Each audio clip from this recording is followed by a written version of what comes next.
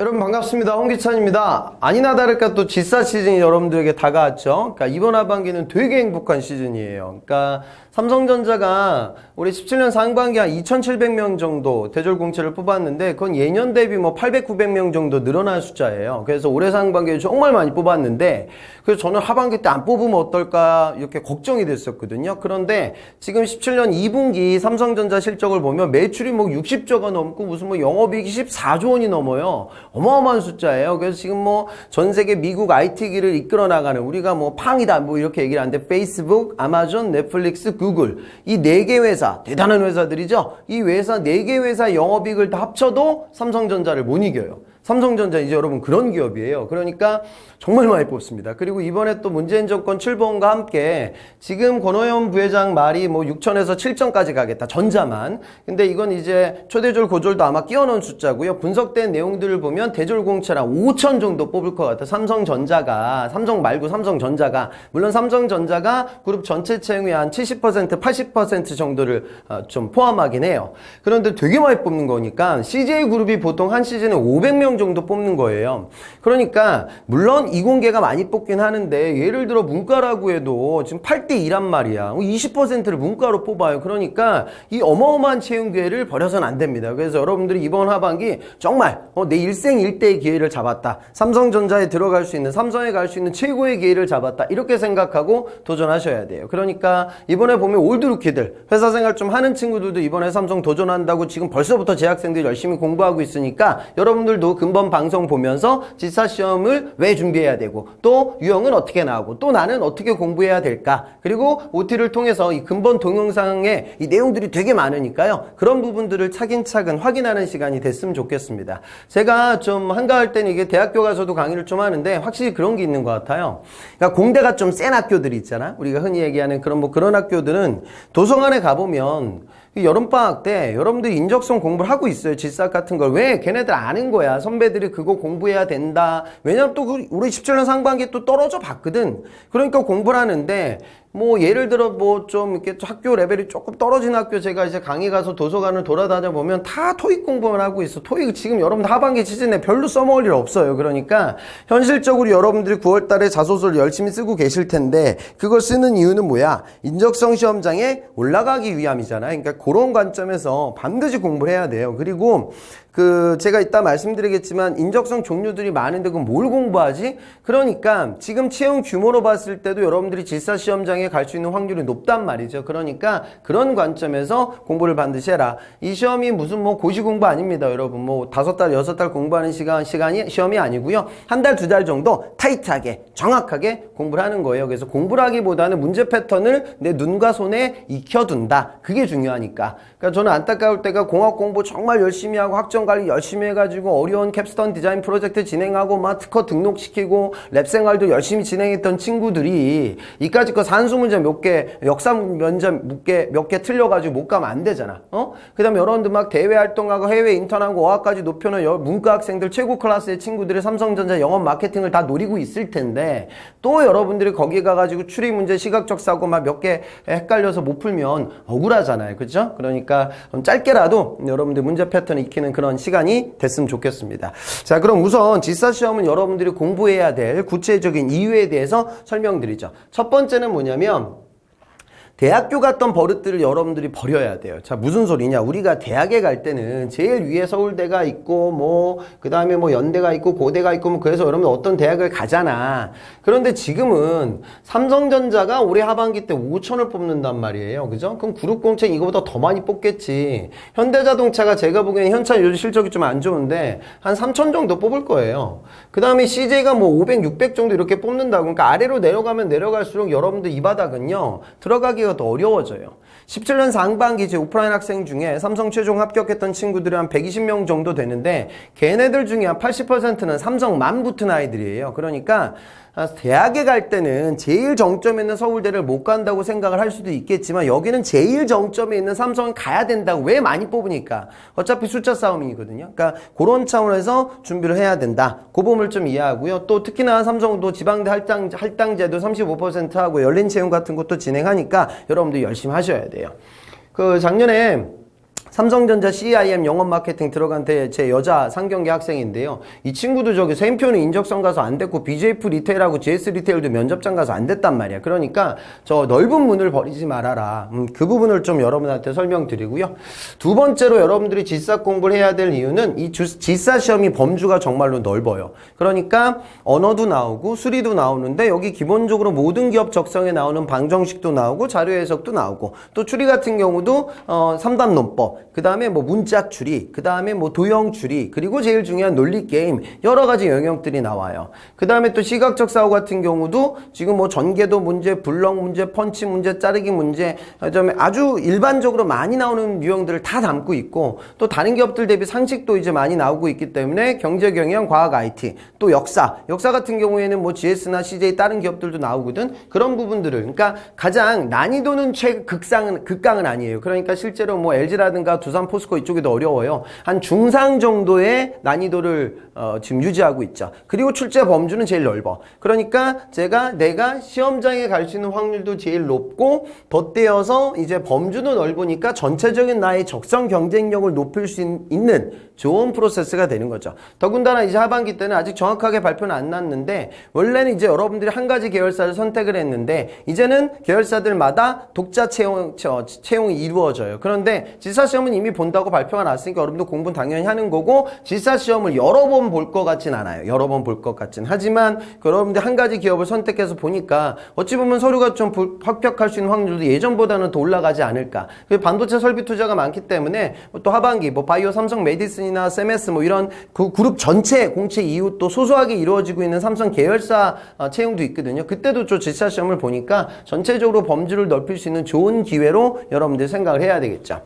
세 번째, 여러분들이 질사 공부를 해야 될 이유는요, 삼성은 차별이 없어요. 진짜로. 아마 선배들 봐서 알 거예요. 그러니까 뭐 몇몇 기업들은 뭐 학교로 자른다 뭐 이런 기업들도 뭐 소문이 돌지만 삼성 그런 게 없죠. 그 이유는 첫 번째는 너무 많이 뽑아서 그래요. 그러니까 공채 규모가 너무나 크기 때문에 그런 게 없고, 그리고 원래 삼성의 인재상 자체가 학벌이라든가 학력으로 여러분들 차별하는 기업은 아닙니다. 그러니까 그런 부분들은 걱정하지 마시고 지방대학 할당제도 많이 뽑고요. 그 다음에 여러분들 실력을 보는 거지 여러분들 백그라운드로 여러분들 뽑지 않습니다. 그러니까 차별도 받을 필요가 없으니까 또 공부할 만한 가치가 나오는 거죠. 그 다음에 네 번째는 공부하면 좀 어느 정도 올라가요. 그러니까 지금 이 교재를 보는 친구들, 그러니까 시중에 나와 있는 문제집들보다 올해 17년 상반기 지사 시험이 다 쉬웠어요. 아마 방송 보는 분들 중에 시험장에 간 친구들은 알 거예요. 그러니까 너무 또 풀면서 좌절하지 말아라. 근데 공부는 좀 어렵게 해놔야 시험장에 가가지고 쉬운 문제들 더 맞힐 수 있으니까 제가 강의할 때는 우리 교재 수준, 그 다음에 저 예전 기출 수준 같이 좀 어려운 거하고 쉬운 거하고 섞어가면서 얘기를 할게요. 그래서 제가 우리 책에 이번에 새로 나온 내용들도 제가 풀어보고요. 덧대어서 기출에 나와 있는 또 옛날 유형들이 또다시 나올 때가 있으니까 그런 부분들도 같이 엮어서 제가 강의를 끌어가도록 하겠습니다.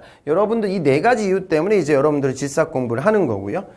그 다음에 그럼 이제 유형별로 지금 어떻게 나오고 있는지를 봅시다. 언어 논리 파트는 제가 강의에 빠져 있습니다. 이 부분은 제일 쉬워요. 그리고 뭐 솔직한 얘기로 단기한다고 해서 이게 올라가지도 않아. 그래서 이 어휘의 적절성, 또 이제 독해하는 문제. 17년 상반기 보면 지문 길이가 조금 짧아졌어요. 그래서 여러분들이 제일 쉽게 느꼈던 영역이니까 너무 어렵게 생각하지 마시고요. 그런데 책에 있는 문제들 시간 제거 푸는 연습 정도는 해봤으면 좋겠어요. 그리고 거기 자주 나오는 단어들, 이공계들이 조금 약한 친구들이 있으니까 요거는 좀 개인적으로 한번 체크해 보도록 하시고요. 그 다음에 수리 같은 경우에는 방정식이 5문제 나오고 자료 해석이 15개 나오거든요. 방정식 같은 거 틀리고 있으면 안 돼요. 뭐 속도 문제, 농도 문제, 일률 문제, 진감 문제, 아주 기본적인 수준의 문제들입니다. 그래서 제가 방정식을 좀 빠르게 풀 수 있게 매트릭스 구조를 잡아서 풀 수 있는 방법에 대해서 말씀드릴게요. 그래서 문과 학생들도 그거 들으면 조금은 적중률이 올라갈 거예요. 그리고 자료 해석 관련돼서는 단순한 계산 문제, 올해 지금 17년 상반기도 단위수가 그렇게 올라가진 않았어요. 그런데 여러분들 나눗셈이나 곱하기 이런 거 좀 빠르게 못하는 친구들이 있으니까 그런 부분들 좀 빨리 할 수 있는 스킬에 대해서도 말씀드리고, 또 요즘 나오는 문제들은요, 이 논리자가 붙어 있기 때문에 단순 계산 문제도 나오지만 어떤 그래프에 대한 해석, 기울기, 그 다음에 또 이제 표나 그래프에 보이지 않는 값을 물어볼 때가 있어요. 이때는 간단한 추론을 해야 되거든요. 그래서 그런 문제들도 제가 기출 베이스로 말씀드리도록 하겠습니다. 그리고 추리 같은 경우에는 지금 3단 논법이 4문제 모든 어떤으로 나오거든요. 그래서 벤 다이어그램을 그려가지고 풀어야 되니까 그 풀이 기법에 대해서 제가 말씀드리고요. 그 다음에 또 이제 문자 추리세 문제는 제 강의만 들으면 다 맞출 수 있어요. 그 다음에 도형 추리세 문제, 이건 쉬워요. 그 다음에 단어 간의 관계가 한 네다섯 문제, 또 추론 문제가 한 네다섯 문제. 결국 추리에서 제일 어려운 건 논리 게임이고요. 그게 한 10문제 정도 출제됩니다. 그러니까 추리가 너무 어려운 영역이 아니다. 한 10문제 정도를 나머지는 맞출 수 있으니까 투자한다. 이렇게 생각을 하시고요. 결국 붙고 안 붙고의 기준은 그건 것 같아요. 떨어지는 친구들은 문제를 음미하고 있거든요. 뭐 1층에 누가 있고 2층에 누가 있고 3층에 누가 있고 뭐야 이러면 그 시간에 때려주고도 못 풀어요. 빠르게 독해를 하면서 오른손으로는 건물, 배식표, 식단표 이런 걸 그리고 있어야 되거든요. 그러니까 추리는 눈으로 푸는 게 아니라 손으로 푸는 거예요. 그래서 그런 연습들을 한번 진행해 보도록 하고 빠르게 도식할 수 있는 그 기법에 대해서 기준점을 잡는 게 되게 중요해요. 그 부분에 대해서 설명드리도록 하겠습니다. 그 다음에 시각적 자고 30문제는 17년 상반기에 나왔던 걸 보면 우선 단일 그 영역으로 많이 나오는 게 전개도 문제거든요. 전개지도도 이 유형이 한 2가지 정도 돼요. 전개도 하나 보여주는 거, 5개 보여주는 거. 요게 한 8문제 나오고요. 그 다음 투상도. 위에서 앞에서 옆에서 봤을 때 뷰를 보여주고 답을 찾는 거, 아니면 입체도형 마구마구 돌리는 거. 요게 한 10문제 정도 출제가 됩니다. 우리 책에 있는 문제 너무 어려워요. 그래서 제가 기출문제들까지 같이 섞어서 말씀드리고요. 그 다음에 저기 펀칭 자르기 문제, 구멍 빵빵빵 뚫어가지고 쉐입이 어떻게 잡히느냐 보는 거. 요것도 17년 상반기에 되게 쉽게 나왔어요. 그냥 동그라미로 나왔거든요. 올해 상반기에. 요가 한 4문제 정도. 그 다음에 이제 여러분들 어려워하는 종이접기. 종이접기도 16년 하반기에는 종이를 접어가지고 돌렸기 때문에 되게 어려웠는데 이번에는 같은 관점으로 나왔습니다. 그 부분이 또한 4문제 나오고요. 그 다음에 이제 블럭, 큐브 블럭에서 2개 뺐을 때 남겨지는 거. 요것도 풀이 기법이 명확한데 요건 한 2문제 정도. 그 다음에 조각 찾기. 그러니까 퍼즐 조각 합쳐서 문제 찾는 거. 안 그러면 색종이 합쳐서 문제 찾는 거. 잘라서 문제 찾는 거. 요런 것들이 한 2문제 정도 출제가 됩니다. 그래서 30문제는 결국 이제 유형이 넓어요. 시각적 사고는 저도 강의하지만 한 70%는 풀이 기법이 있지만 나머지는 사실 없는 문제들도 있습니다. 근데 전반적으로 여러분들 패턴을 눈에 좀 발라놓는다. 이걸 익히고 가야지 시험장 가가지고 여러분들이 그거 보고 그 자리에서 적응할 수는 없잖아요. 그렇게 판단하시고요. 그 다음에 상식 문제 같은 경우에는 50문제가 나오는데 올해 좀 상반기 보면 15개, 15개, 15개. 또 합 45개가 메인이고 마이너하게 나오는 게 5개. 이거는 그냥 일반 상식이고요. 첫 번째가 경제 경영, 과학 IT, 역사예요. 그러면 이게 경제 경영 같은 경우에는 경제, 미시하고 거시 합쳐서 6문제, 일반 경영이 6문제. 일반 경영은 마케팅 관련된 문제들이 나오고요. 주로 과학 IT는 순수 과학이 9문제. 순수 과학이라고 하면 물리, 화학, 그리고 조금 나오는 뭐 지구과학, 생물 이 정도. 그 다음에 6문제가 IT 상식. 그러니까 요즘 나오는 뭐 3D 프린팅, M2M, RFID, 5G 뭐 이런 것들. 그 다음에 그러니까 이런 것들은 지금 17년 상반기에도 뭐 퀀텀 점프, 그 다음에 뭐 퀀텀 닷도 예전에 나왔었고, 뭐 낸드, 디램 뭐 이런 것들이 나왔어요. 그 다음에 역사 같은 경우는 한국사가 6개, 세계사가 한국사가 9개, 세계사가 6개. 그래서 이 세계사는 중국사가 좀 많이 나와요. 그래서 중국사는 제 강의 들으면 다 맞힐 수 있습니다. 그런데 한국사는 저도 넣어놓긴 했는데 다 할 수는 없어요. 그래서 중요한 부분들 위주로 정리를 해놨고요. 5가지는 그냥 일반 상식으로 나옵니다. 그래서 저는 우선 삼성의 이런 그러니까 우리나라에서 인적성 시험을 제일 처음 시도한 기업이 삼성이거든요. 그러니까 이 시험을 왜 내는지 여러분들 아셔야 돼요. 첫 번째가 뭐냐면 이런 T자형 인재를 삼성은 선호합니다. 첫 번째 뭐다? 넓은 식견.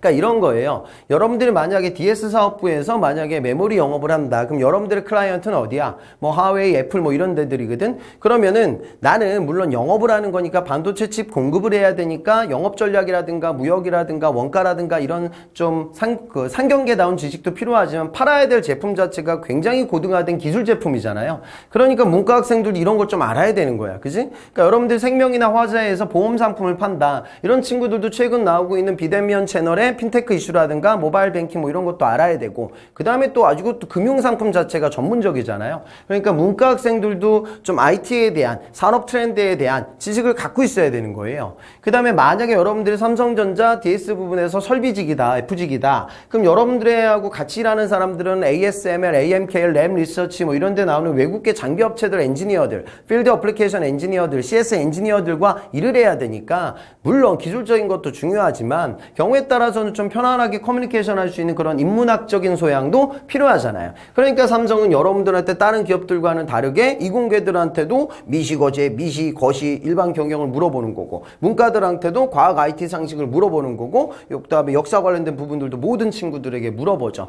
그러니까 이런 것들을 보면 결국 그 광고직 질서 같은 경우도 예전에 상식이 안 나왔는데 또 요즘 최근에 나오고 있거든요. 그러니까 이런 넓은 식견을 요구하고 있는 거예요. 그 다음에 또 한 가지 여러분들 전문성. 이 전문성은 사실은 이제 서류 전형에서 직무적합성 평가. 거기서 이공계들은 여러분들의 학업을 봐요. 그러니까 학점만 보는 것이 아니라 들었던 과목의 양과 질을 보거든요. 근데 문과들은 이제 그런 것들은 안 보고 여러분 직무 역량을 보고 그 다음에 또 면접장 가서 확인하잖아. 그러니까 영업 마케팅 쓰는 친구들한테는 시장 데이터를 줘요. 현재 이 마켓의 세대, 계층, 성별, 연령이 어떻게 분포되어져 있는데 이 상황에 들어갈 수 있는 IMC 전략을 짜봐라. 마케팅 커뮤니케이션 전략 짜봐라. 이런 게 기출로 나오고 그 다음에 여러분들 이공계들한테는 반도체 팔대 제조 공정 관련된 문제들 뭐 이런 것들이 나와요. 그러니까 그런 부분들을 이해하기 위해서는 면접장에서 이걸 확인하는 거죠. 이런 T자형 인재를 원한다고요. 그러니까 이런 걸 만들어 놓은 거지 괜히 여러분들을 귀찮게 하려고 만들어 놓은 게 아니에요. 저도 삼성 출신이고 근데 저는 제가 예전에 인계원에서 교육을 받을 때도 그렇고 제가 신입사원 교육을 하는 지도 선배를 했을 때도 느꼈던 부분들인데 이 친구들이요. 한 달 정도 교육을 받는데 여러분들 이제 그룹 공채 아마 여러분들부터는 이제 그 그룹 교육이 사라질 거예요. 근데 이 연수를 받다 보면 한 달 동안 엄청나게 친해져요. 그래가지고 막 헤어질 때 애들이 막 울고불고 막 그래요. 그래서 애들이 왜 이러지? 이런 생각들을 해보면 그런 것 같아요. 좀 색깔들이 비슷해요. 그러니까 이런 친구들이야. 그러니까 너무 막 학교 다닐 때 막 진짜 도서관에만 계속 있고 막 그렇게 좀 막힌 친구들, 이런 오타쿠 같은 친구들이 그 자리에 별로 없어요. 합격한 아이들 중에. 그 다음에 완전 아웃사이더들. 그러니까 학업 완전히 버린 친구들도 그 자리에 없어요. 그러니까 시쳇 말로 뭐냐면 좀 본인에 대한 내 전공과 내 전문 분야에 대한 자존감이 있고 또 다른 분야에 대한 넓은 식견도 갖고 있어서 사람들과 쉽게 협업이 가능한 비즈니스맨을 찾는 거죠. 그러니까 그런 친구들이 거기에 많이 모여 있어. 그러니까 그런 전체적인 역량을 보기 위해 이런 시험을 본단 말이죠. 그 다음에 요즘 어때요? 이것도 예전에 인적성이 나왔는데 PLC 사이클이 짧아지죠. 프로덕트 라이프 사이클. 제품이 순환 나오게 되면 처음서부터 많이 판매되는 게 아니거든요. 도입기, 성장기, 성숙기, 쇠퇴기를 겪어요. 자, 그럼 중요한 건 뭐냐면 지금 기술의 발전 속도가 너무나 빠르기 때문에 이 프로덕트 라이프 사이클이 어떻게 돼? 짧아진다고. 그러니까 여러분한테 뭘 원해? 속도감을 원하는 거지. 그러니까 만약에 내가 LSI에 만약에 피직군으로 쓴다라고 하면 산업공학도들 입장에서는 거기 신뢰성 보는 거니까 품질 지표들을 빠르게 보면서 우리 회사의 불량의 원인을 찾아낼 줄 알아야 되는 거고 여러분들이 만약에 뭐 저 삼성물산 패션 사업부에서 리테일을 한다라면 경쟁하고 있는 LF의 영업 데이터를 바라보면서 그 회사의 영업 전략을 유치할 수 있는 그런 속도감이 필요한 거죠. 그러니까 그런 부분들을 확인하기 위해서 어때? 시간이 짧은 거죠. 그죠? 그러니까 저 여러분들 이제 제 동영상 강의 들으면서 야 홍기찬이 말 잘하네. 야 홍기찬이 잘 푼다. 그러고 끝나면 안 돼요. 여러분들 스스로 꼭 풀어봐야 돼요. 그러니까 강의는 강의대로 듣고 아 저런 요령을 써야 되는구나. 이 정도 익히고 그 다음에 실무적으로 들어가서 여러분들 공부를 한다. 이렇게 생각을 하세요. 그리고 특히나 이 상식 파트 얘기는 제가 경제경영 강의를 할 때 이 부분은 여러분들 중에 혹시나 뭐 금융권 논술 쓰는 친구들한테도 보탬이 되고 나중에 삼성 임원 면접장 가면 꼭 시사적인 질문들을 하거든요. 뭐 트럼프노믹스에 대해서 어떻게 생각하냐, 저 한미 FTA 재협상이 우리 경제에 미치는 영향은 뭐냐, 파리 부동산 대착은 우리 보험사에는 무슨 영향을 미칠 거냐 이런 거 물어보니까 전체적인 경제 식견을 넓힐 수 있는 강의 내용이 될 거예요. 그리고 일반 경영 파트 제가 말씀드릴 때 여러분들한테 마케팅 툴들을 제가 던져드릴 건데 그건 언제 써먹어야 되냐? 여러분들 PT 면접. 근데 이공계들도 지금 삼성에서 나오는 창의성 면접은 대부분 마케팅과 관련되는 주제들이에요. 그러니까 제품과 서비스를 새롭게 기획해봐라 뭐 이런 것들이 나오니까 그런 부분들에 대한 전체적인 경쟁력도 올라갈 거고요. 삼성 SA 3번 항목이 사회적 이슈 사항을 적으라. 여기다 여러분들 IT 이슈 많이 적거든. 그런 부분들도 제 과학 IT 강의를 들으면 확인이 가능할 거예요. 그래서 역사 부분들까지 제가 기출 베이스로 좀 말씀드릴 테니까 전체적으로 식견을 넓히는 그런 시간이 됐으면 좋겠습니다. 그래서 지금 전 문제는 뭐 이렇게 지금 출제가 되고 있고 강의 내용들은 제가 추리, 시각적 사고, 상식에 대해서 기본 개념을 설명하고 책에 있는 문제도 풀어보고 또 책에 빠져있는 과거 기출들까지 싹 다 정리하는 시간으로 담아놨습니다. 그리고 마지막으로 인성평가에 왕왕 좀 이상한 마킹을 하는 친구들도 있어요. 다른 기업들이 인성이 어찌 보면 더 중요하죠. 그 면접장 가기 전에 보니까 삼성 같은 경우에는 면접장 가서 여러분들이 노트북으로 풀거든요. 그 결과가 이제 면접관들한테 눈에 보여요. 그래서 그런 거 할 때 좀 주의해야 될 인재상에 대한 부분들, 그리고 상황 판단 관련돼서 여러분들이 조금 미스하는 부분들도 제가 강의 내용에 그 부분도 첨언해 놨습니다. 넣어 놨으니까 그런 부분들도 같이 좀 확인하는 그런 시간이 됐으면 좋겠어요. 강의 시간이 되게 길어요. 여러분들 듣다가 또 중간에 막 포기하지 마시고 끝까지 경청해서 다 듣도록 하시고, 듣고 끝나면 안 된다. 어떻게 해야 된다? 시간 재고 직접적으로 풀어보는 연습을 꾸준히 진행해야 된다. 그 말씀을 드리겠습니다. 정권 출범하고 문재인 정권 요즘 분위기 좋죠? 그리고 일자리 창출이 최대 화두잖아요. 그죠? 그 다음에 블라인드 채용. 대통령 입에서 나왔어요. 그러니까 이번에 정말 차별 없는 더 넓은 좋은 기회가 여러분들에게 갈 것이고, 삼성전자 실적 얼마나 좋습니까? 저는 실적 보고 이건 무슨 거짓말인지 알았어요. 올해 역대 최고의 실적을 낼 거고요. 인류 역사상 최고의 IT 기업 실적을 낼 겁니다. 전자도 그렇고, 전자가 그렇게 형님이 잘 나가니까 그 밑에 있는 나머지 계열사들도 지금 상황은 좋습니다. 그리고 금융권도 뭐 상반기보다는 하반기 채용이 많고, 플랜트나 건설 이쪽도 조금씩은 지금 경기가 살아나고 있기 때문에 여러분들이 이런 좋은 기회를 놓치지 않았으면 좋겠어요. 그래서 벌써 늦었다 이렇게 생각하지 마시고요. 그 다음에 이번에 좋은 게 뭐야? 10월 첫째 주에 좀 연휴가 있기 때문에 그 연휴 기간 동안 또 열심히 공부할 수 있는 구직자들 입장에서 정말 좋은 황금 같은 인적성의 존이 있습니다. 그때까지 활용해서 포기하지 마시고 정진하셨으면 좋겠습니다. 그러면 개략적인 얘기는 했으니까요. 이제 세부적인 강의 내용으로 들어가 보도록 하겠습니다. 저는 홍기찬이었습니다.